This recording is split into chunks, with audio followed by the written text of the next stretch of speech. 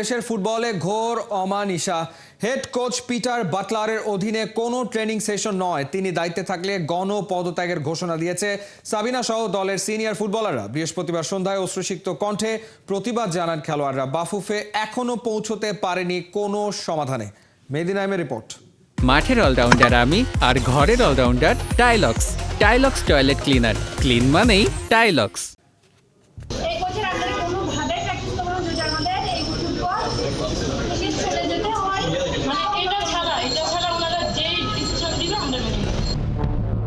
যেই পরিস্থিতির সাক্ষী হয়নি এর আগে কেউই, সেটারই সাক্ষী হলো পুরো দেশ।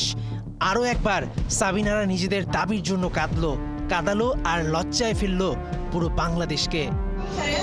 মানসিক আপনি যখন শান্তিটা পাবেন না, তখন আপনার কেমন লাগে? আপনি কোনো কাজে গেলে আপনি মানে ভালো বা কাজ করতে পারবেন না মনোযোগ দিয়ে। তো আমাদের সাথে সেটাই হচ্ছে, মানে আমরা আসলে মানসিকভাবে আমরা আশা করতে পারছি না, আমরা মাঠে 100% বিরোধী।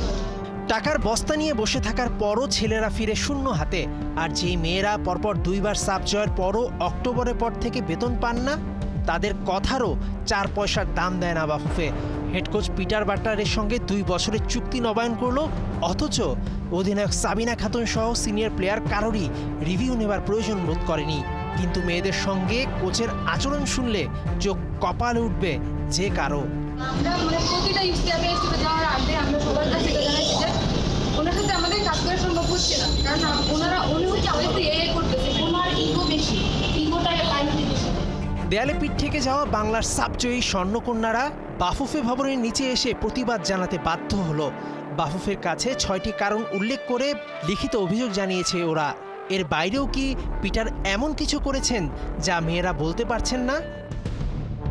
হেড কোচের ইস্যুতে 2 পক্ষে বিভক্ত বাফুফের ক্যাম্পে থাকা 30 নারী ফুটবলার।